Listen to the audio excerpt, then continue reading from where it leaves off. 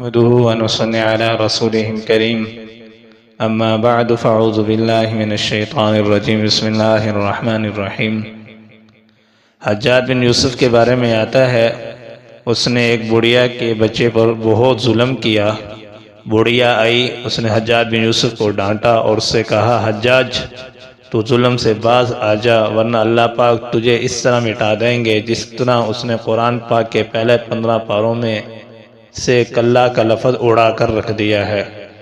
تو حجاج تو خود بھی حافظ تھا، قاری بھی تھا، اور عجیب بات کہ طبیعت میں سختی بہت زیادہ تھی۔ اس نے فوراً قرآن پر نظر ڈالی، پہلے 15 پاروں میں کہیں کلا کا لفظ نظر نہیں آیا۔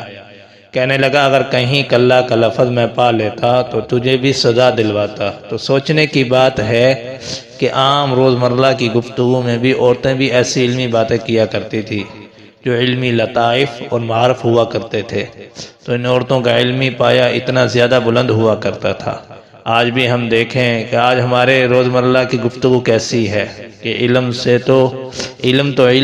کی ہوا بھی نہیں لگی۔ اس لیے ہمیں بھی چاہیے کہ ہم اپنے آپ کو علم کی طرح متوجہ کریں، جو قرآن و حدیث کا علم ہے اس کے مطابق اپنی زندگی کو گزارنے کی کوشش کریں۔ ہمیں عمل کی توفیق دے۔